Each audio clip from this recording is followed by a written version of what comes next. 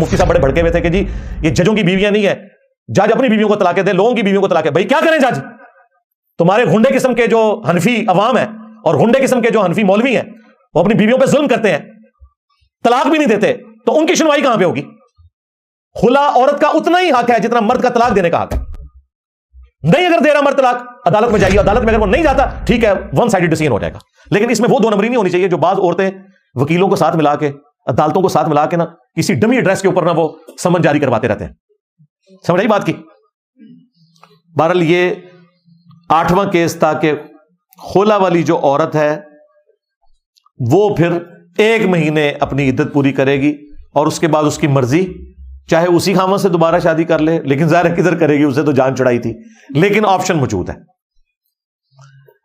چاہے گھر بیٹھی رہے، کچھ عرصے بعد خیال آتا ہے پھر وہ کر بھی لیتی ہیں۔ اسی لیے ہم سے جب کوئی رابطہ کرتا ہے نا تو ہم اسے کہتے ہیں کہ مہربانی کرو خلا ہی لو، طلاق تک نہ جاؤ، تاکہ کل کو چانسز باقی رہیں، پوائنٹ آف نو ریٹرن پہ تو نہ پہنچ جاؤ۔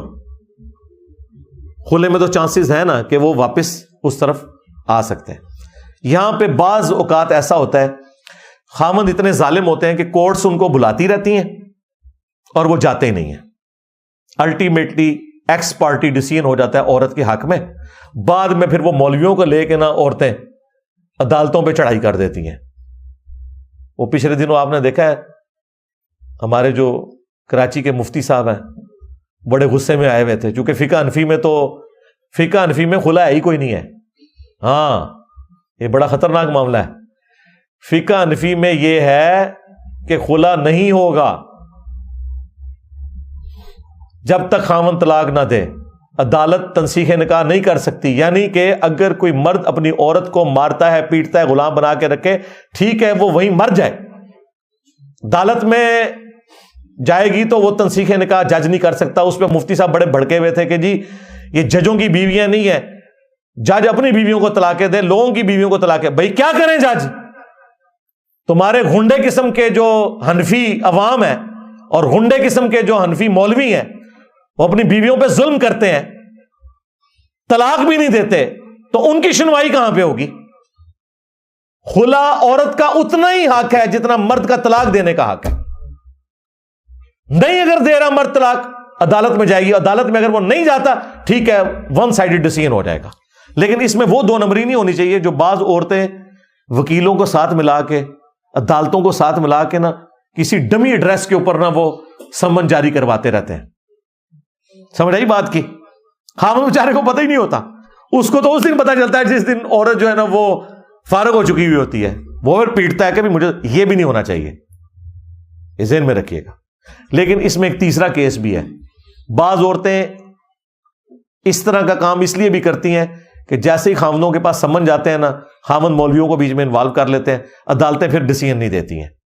تو پھر یہ ہر عورت نے خود اپنے لیے فیصلہ کرنا ہے کہ اس وقت اس کی کیا سچویشن ہے، یہ اس کا رائٹ ہے۔ اگر عدالت تنسیخ نکاح کر دیتی ہے تو بس خلا اسٹیبلش ہو گیا، اور ڈاکومنٹ آپ نے بہرحال وہ حاصل کرنا ہے۔ اگر ڈاکومنٹ کے بغیر آپ نے اگلا نکاح کیا تو آپ کے خلاف پھر وہ کیس، وہی عدت کیس بنا دیں گے آپ کے اوپر، ہاں یہ ذہن میں رکھیے گا۔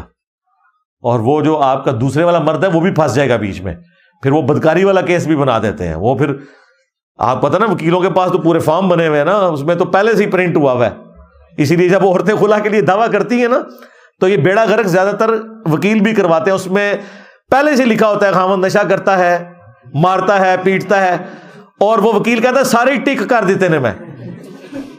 اب جب یہ نوٹس پہنچے گا خاوند کو، وہ کہے گا یار یہ 10 سال میرے ساتھ رہی ہے، میں نے تو کبھی سگریٹ کو بھی ہاتھ نہیں لگایا، اور یہ میرے اوپر الزام لگا رہی ہے نشے کا۔ وہ کہتا ہے ایسی تیسی، پھر میں ایسی عورت کو فارغ ہی کراں گا۔ تو یہ بھی بجائے جوڑنے کے نا توڑنے کا کام کرتے ہیں وکیل حضرات بھی، یہ میں آپ کو بتاؤں۔ اور اس میں بعض کا ججز بھی شامل ہوتے ہیں، اور پھر اور بھی بڑی غلیظ قسم کی خبریں بھی ان لوگوں کی نکلتی ہیں، ججز کی بھی اور وکلاء کی بھی، وہ ایک الگ سے معاملہ ہے۔ ہم تو لوگوں کو صرف ترغیب دلا سکتے ہیں کہ وہ اللہ سے ڈریں۔ 9th کیس جو میں بیان کر رہا ہوں کہ جس کا خاوند مسنگ ہو جائے وہ ہر زمانہ ڈیسائیڈ کرے گا کہ اس زمانے میں اس کے لیے کتنا ٹائم رکھنا چاہیے۔ امام ابو حنیفہ رحمۃ اللہ علیہ نے اپنے زمانے میں ایسا عجیب و غریب فتویٰ دیا کہ وہ آج تک حنفیوں کے گھاٹے میں فٹ ہے، کسی کو منہ دکھانے کے قابل نہیں ہے۔ وہ کہتے ہیں 90 سال انتظار کرے گی.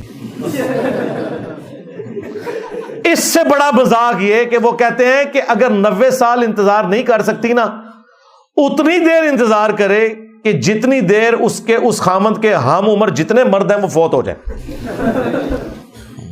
یعنی نہ ہی سمجھو. کیوں؟ انہوں نے ایک بات غلط ڈرائیو کر لی قرآن سے اپنی مرضی سے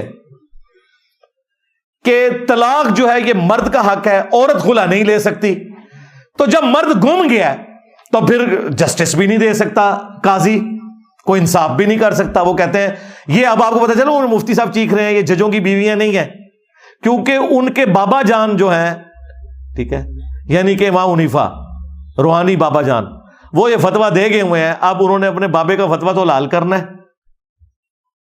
وہ فتویٰ اسی صورت میں لال ہوگا کہ جب وہ یہ مانیں کہ تنسیخ نکاح نہیں ہو سکتا، خلا نہیں ہو سکتا. ساتھ یہ بھی بتائیں تاکہ ان کے بابوں کے فتووں کا مذاق اڑے. ٹھیک ہے، اللہ ان کو معاف کرے یار، غلطی ہوئی ان سے. 90 سال والا فتویٰ منہ چھپاتے پھرتے ہیں. ایک اس فتوے سے، اور دوسرا فتویٰ یہ کہ اگر گن پوائنٹ پہ طلاق دلوائی جائے تو طلاق جو ہے وہ واقع ہو جاتی ہے. اور اسی فتوے کو لے کے پھر حکمرانوں نے، سلطنت عباسیہ کے حکمرانوں نے جو کھلواڑ کیا.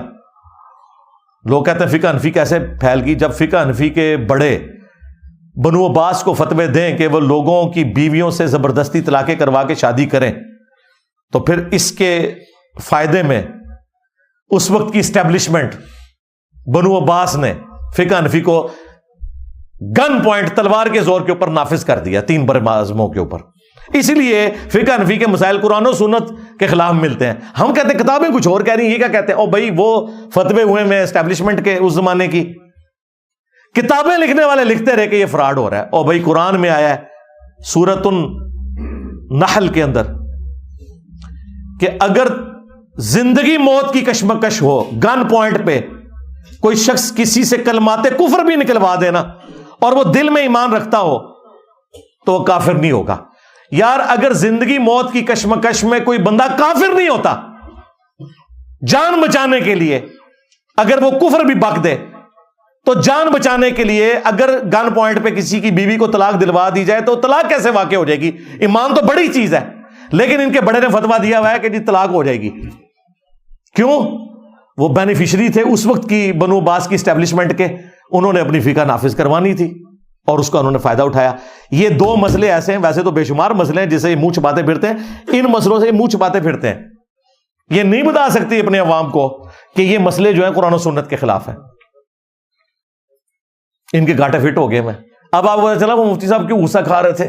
یہ ججوں کی بیویاں نہیں ہیں، جج اپنی بیویوں کو طلاق دیں، کیونکہ انہیں پتا ہے کہ یہ مسئلہ کہاں تک کھورا ساڑھے گھر نکل آنا ہے. ہاں وہ کھورا نکلتا پیا سی، انہیں کہتے ہی ختم کر دو. لیکن آپ کو پتا اب تو انجینئر کا فتنہ آ چکا ہے، ہاں عربی والا فتنہ. تو یہ بالکل فراڈ کے اوپر مبنی ہے. اس طریقے سے ظلم کے اوپر کوئی شخص اپنی عورت کو غلام بنا کے نہیں رکھ سکتا. اس کا رائٹ ہے، وہ خلا لے گی. اور دوسرا مسئلہ جو میں نے بتایا مسنگ پرسن والا، اگر کسی کا خاوند مسنگ پرسن ہو چکا ہے تو یہ 90 سال والا فتویٰ بالکل ردی کی ٹوکری میں پھینکنے والا ہے. آپ دیکھیں اسی زمانے میں امام مالک ہوئے ہیں. امام مالک اور امام حنیفہ کا زمانہ ایک ہے. امام مالک نے اسی زمانے میں فتویٰ دیا تھا کہ 4 سال انتظار کرے گی. 4 سال بس. 4 سال کے بعد عدالت تنسیخ نکاح کر دے، اس کے بعد اگر اس کا خاوند واپس بھی آ جائے وہ اس عورت کے اوپر کوئی حق نہیں رکھتا، وہ اپنے نئے شوہر کے ساتھ رہے گی. لیکن یہ بھی فتویٰ ہے، قرآن و سنت نہیں ہے. ہاں یہ ذہن میں رکھیے گا. فتوے کا مطلب یہ ہوتا ہے کہ یہ اس عالم نے سمجھا اسے. ہمارے نزدیک یہ 4 سال بھی بہت زیادہ ہے اس دور کے اعتبار سے. اور بھائی اس دور کے اندر اگر کوئی وہ ایجنسیوں کا اٹھایا ہوا بندہ نہ ہو تو الگ بات، ادروائز 4 مہینے کے اندر پتا چل جاتا ہے بندہ کدھر ہے. ٹھیک ہے. اب تو ایجنسیاں بھی تھوڑی ایجوکیٹ ہو گئی ہیں، طریقے سے آ کے کوئی عدالتوں میں کچھ نہ کچھ رپورٹ کر ہی دیتی ہیں، تھوڑی عدالتیں بھی جان دکھاتی ہیں. تو ادروائز اس طرح کے جو معاملات ہیں، میں پہلے بھی کہتا ہوں ایکسٹرا جوڈیشل ایکٹیویٹی خواہ کوئی مذہبی جماعت کرے، خواہ کوئی سیاسی جماعت کرے، خواہ کوئی ریاستی ادارہ کرے، یہ اتنا بڑا ظلم ہے آپ لوگوں کو اندازہ نہیں ہے. میں خود ایسے لوگوں کو جانتا ہوں جو بیچارے 10-10 سال سے مسنگ ہیں اور ان کی بیویاں اور بچے گھر میں ذلیل ہو رہے ہیں. یار بتا دو, کم از کم ان کی بیویاں تو آگے ڈیسائیڈ کریں نا انہوں نے کیا کرنا ہے. یہ کتنا بڑا ظلم ہے. تو مسنگ پرسن کا یہ والا ایشو بھی ہوتا ہے. بل اسلام میں اس کے اوپر کوئی قرآن و سنت نے نہیں بتایا, اسے اوپن چھوڑا تاکہ ہر آنے والا زمانہ ڈیسائیڈ کرے, جس طرح کہ آج ہم ڈیسائیڈ کریں گے. اب امام حنیفہ اور امام مالک نہیں ڈیسائیڈ کریں گے, ورنہ 90 سال, ہاں 4 سال بھی بہت زیادہ ہے اس زمانے میں. تو خیر خبر پتہ چل جاتی ہے. دنیا کے کسی سمندر میں کوئی جہاز گر جائے, ڈوب جائے, خبر نہیں آ جاتی, چند گھنٹوں میں پتہ چل جاتا ہے. لیکن اگلے زمانوں میں اگر کوئی شخص سمندری سفر پہ گیا تھا, کئی سال تک خبر نہیں آتی تھی کدھر گیا, وہ ڈوب تو نہیں گیا. لہذا آج کے دور میں نہ 90 سال والا فتویٰ نہ 4 سال والا فتویٰ. اچھا, حنفی کئی علماء ہیں جنہوں نے امام حنیفہ کے فتوے سے بغاوت کی ہے. الازہر یونیورسٹی جو مصر والے ہیں, حنفی علماء, انہوں نے کہا کہ ہم امام صاحب کے فتوے کو نہیں مانتے. اب فتویٰ پاکستان میں بھی ہمارے جو استاد غلام سو سعیدی صاحب تھے, بریلوی عالم, فوت ہو گئے رحمہ اللہ تعالی, مفتی منیف صاحب کے مدرسے میں شیخ الحدیث تھے. انہوں نے باقاعدہ شرح صحیح مسلم میں تفصیلی علماء کے اقوال لکھے ہیں کہ بعد میں فقہ حنفی کا فتویٰ یہی ہے کہ امام حنیفہ کا فتویٰ غلط تھا, امام مالک کا فتویٰ درست ہے. لیکن میں سمجھتا ہوں امام مالک کا فتویٰ بھی اس دور کے لیے ویلڈ نہیں ہے, جس دور کے اندر ہمارے پاس پاسپورٹس کا ریکارڈ موجود ہے, ڈی این اے ٹیسٹ ہو جاتا ہے, دنیا میں چھوٹے سے چھوٹے واقعے کی خبر, کوئی افریقہ کے کسی جنگل میں تو نہیں چلا گیا, یا برمودا ٹرائنگل میں تو نہیں وہ چلا گیا کوئی آپ دوست میں بیٹھ کے کہ جی آپ کو پتہ ہی نہیں چل رہا, کہیں نہ کہیں تو گیا, غائب ہوا ہوا ہے, تو پتہ چل جائے گا. اس لیے آج کے دور میں تو بھائی 4 مہینے بھی کافی ہیں, اور لوگوں کو ایجوکیٹ کرنے کی ضرورت ہے. 4 سال تو بہت زیادہ ہے, چلے کوئی حد کرنی ہے تو 1 سال کر لو, اس سے زیادہ کرنے کی ضرورت نہیں ہے. اور اس میں ریکویسٹ کروں گا اب ان لوگوں کو بھی جو لوگوں کو مسنگ بناتے ہیں کہ ان کی فیملیز کا خیال رکھیں. کوئی خیر خبر تو دیں یار, آڈیو سنا دیں. مجھے بتائیں کسی کی آڈیو یا ویڈیو شیئر کرنے سے جو بندہ آپ نے پکڑا ہوا ہے, کم از کم اس کے بیوی بچوں کو صبر تو آ جائے نا کہ یار زندہ ہے, امید پہ بیٹھے ہوئے. اور اگر آپ سمجھتے ہیں اس نے کوئی جرم کیا ہے تو قانوناً ثابت کریں, سزا دلوائیں. اور اگر جرم نہیں کیا اور آپ صرف شک کی بنیاد پہ پکڑ رہے ہیں, یا جرم تو کیا لیکن آپ کے پاس ثبوت نہیں, تب بھی اسلام کہتا ہے آپ اسے سزا نہیں دے سکتے.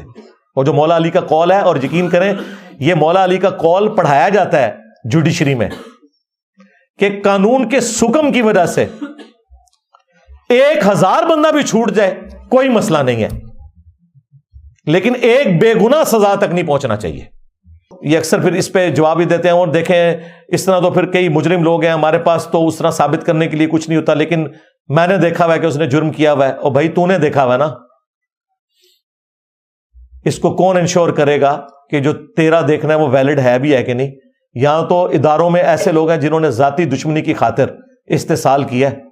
کراچی میں آپ کو نہیں پتا کیا کچھ کیا, بعد میں خبریں نہیں کھلی, پھر سزائیں بھی ہوئی, معطل بھی ہوئے. لیکن یہ تو وہ ہوئے جن کا پتہ چل گیا, جن کا نہیں پتہ چلا کہ انہوں نے لوگوں کے اوپر جھوٹے الزامات لگائے صرف ادارے میں ہونے کی وجہ سے, وہ ادارہ کوئی بھی ہو. تو لوگ اس طرح اپنی ذاتی دشمنیاں بھی نبھاتے ہیں. تو پھر میں وہی بات کروں گا, مرنا نہیں ہے بھائی, مرنا ہے. اگر مرنا ہے تو آپ اپنی مرضی کی زندگی نہیں گزار سکتے. زندگی ویسے گزارنی ہوگی جو اس شخص نے تعلیم فرمائی ہے جس کی قبر مدینے میں ہے. صلو علی محمد وآل محمد, اللہم صلی علی محمد وعلی آل محمد واصحاب محمد وازواج محمد وامت محمد اجمعین الی یوم الدین, آمین.